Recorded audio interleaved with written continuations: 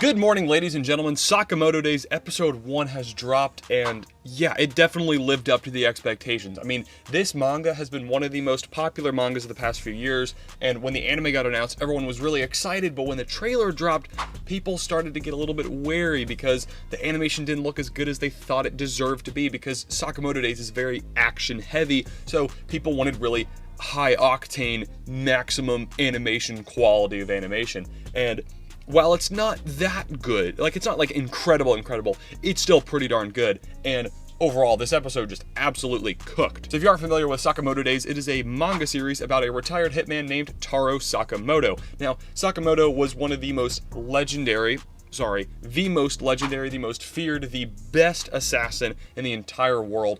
Everyone feared him. If you needed an impossible job to get completed, he was your guy. However, one day, he's in a convenience store and he meets this woman at the desk. She's working the register and he just falls in love, marries her, and he just leaves it all behind. He doesn't want to be a hitman anymore because he wants to just live the average life with his wife and daughter. And hey, he's got a great life. He works a convenience store. He seems to be doing good. He's got all the food he could ever want, and it shows. He kind of put on some weight over the past few years that he's been retired, and it's a little bit disarming for the people who knew him in his past life as a hitman when he was like thin at the top of his game, just shredding people, and then now you just got this little chubby dude with a man bun, eating some cup of noodles. And who am I to judge? Because that is exactly the life I would want to live if I could just work in a convenience store all day, eating cup of noodles, and just with my wife and kid. Sounds optimal. But as Sakamoto was living his everyday life, we get introduced to the character of Shin. Shin is a clairvoyant hitman.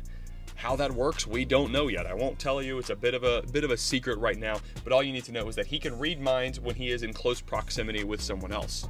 And Shin comes to Sakamoto and he's like, "Hey man, we used to work together. You probably don't remember me." Sakamoto does not remember him. No idea who he is. Also, Sakamoto barely talks, so get used to that. There's a lot of thoughts, but not very much audible speech. I think he says a total of one line in this episode out loud, and then he probably thinks one thing in his head. But since Shin is clairvoyant, we can hear those thoughts in Sakamoto's head. And Shin comes to him, he admires him, he's like, "Man, you're the legendary Sakamoto. What are you doing, working a convenience store? You had everything, you were the greatest of all time, but here you are just living the ordinary life." Shin also finds out that Sakamoto is like the town's handyman. If someone needs something done, no matter what it is, whether it's getting your kid to eat vegetables or pruning a tree's branches, Sakamoto is your guy. Because even though he's a little chubby, he's put on a few pounds, he is still optimal male performance. He moves incredibly quickly. He can catch bullets with freaking chopsticks, which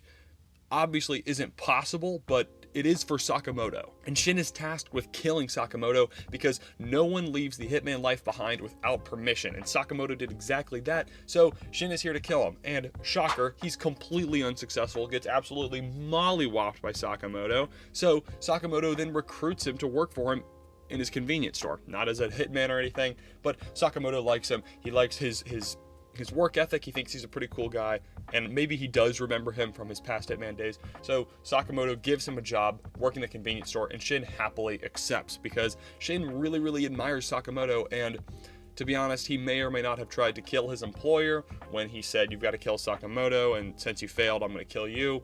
So Shin's kind of in a tough spot right now, so working with Sakamoto in the convenience store is probably his best option, but he's having a good time. So all of that is what happens in this first episode, although there is one important thing worth noting. Sakamoto does not kill people. Now, that isn't explicitly said in this episode, that is a thing in the series, but you can kind of notice that Sakamoto is fighting all these other hitmen and fighting Shin, and he is never once using lethal force. He's just electrocuting them or punching them or throwing them into a garbage can. He's not actually doing anything to kill them, he's just beating them up. He's just basically Batman in that way. So episode 1 of Sakamoto Days was great. Now, let's talk about some of the specific stuff. One, let's just talk about the animation, because that was the big thing that everyone had a problem with going into this. Now, when the trailer dropped, everyone saw it and was like, "This is terrible. Sakamoto Days anime is going to be awful because this animation is the most average looking thing." I mean, this is from the studio that made Dr. Stone and Baki, which aren't the most incredible looking anime, but they're definitely not bad in my opinion. But Sakamoto Days is a bit different. I would say that the animation in this is very good. Not insane quality, not Jujutsu Kaisen Season 2, but that's not even really a standard we can compare things to. That's just That's not like the gold standard. That's just like almost unattainable levels of perfection. Mappa is just on another level. We don't need to compare things to Mappa. Mappa's not the standard. So with that in mind, this episode has some great animation. The fighting sequences are absolutely amazing. Don't even get me started on how great the choreography is, but the animation alone is just great. If you're hating on it, just don't watch it. Just go away, because you're just being so negative and you're so like spoiled that it's just, no one wants you here. We're just trying to enjoy some good quality TV, and this is what this is. Now, I watched the episode in dub. I know that there's a lot of you out there that thinks dub is terrible, but I promise you, this dub is very good. The guy who plays Shin in the English dub is the same person who played Zuko in Netflix's Avatar: The Last Airbender live action series, and I wasn't a big fan of the live action. Like, I didn't even finish it, I don't think, but it was okay. But he does a great job as Shin. He's very funny, he's very engaging. Overall, the voice acting in this is just really good. This is a very quality project that Netflix clearly put in a lot of time and effort into, because they understood how high the expectations were, and they delivered. So far, they have definitely delivered. But I think the thing that they got down the best, the thing from the manga that they just absolutely honed in on and just perfected it, is just the aura behind Sakamoto. Because every frame with this guy, especially the flashbacks when he's young, it is clear that he is the man. It's clear that no one really wants to go up against this guy because they know they have no chance. I mean, this dude, like, blitzes Shin's cigarette with a razor blade so quickly, Shin didn't even realize it happened. He just flicks it, cuts it off, because there's no smoking allowed outside the convenience store, of course, and just the speed at which this guy moves is just crazy. The two things that really define the Sakamoto Days manga, I would say, is the action, the fighting sequences and everything, and then how funny it is. And so far, the anime is killing it in both departments. They are delivering on the comedy, the comedic timing is great, all of the characters are very likable, but also just very funny at the same time, and then the action is just incredible. I mean, just any sequence with Sakamoto. He uses a freaking candy, like, gumdrop, or I don't know what it was, but it was a pink candy ball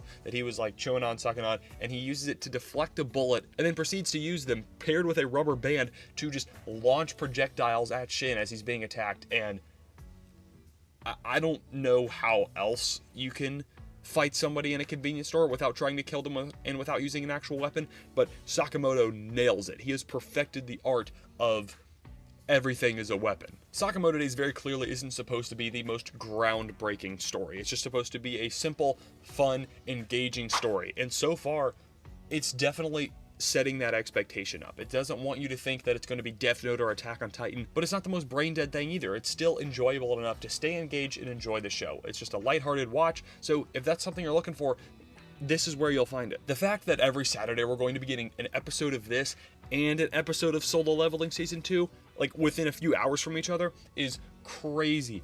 I feel like a kid watching cartoons on Saturday morning. I mean, literally the first thing I did this morning when I woke up, I got out of bed, I think I like ate my vitamins, and then I just sat on my beanbag and watched this episode. And wow, what an amazing feeling. Like, what a just nostalgic feeling. So thank you, Sakamoto Days, for giving me that, and I hope that you guys can experience that too. These upcoming episodes are just going to get better because they're going to introduce more and more characters, just these zany and wacky characters. Sakamoto Days has so many just interesting people running around with different character traits, different little abilities, so be prepared because it's only going up from here. This was a great first episode, but these next few are just going to continuously top it. I'm calling it here. Unfortunately, currently, I must say that Solo Leveling is beating Sakamoto Days for winter anime because, I mean, episode 1 of Solo Leveling was just incredible. So excited to watch episode 2 right after I make this video.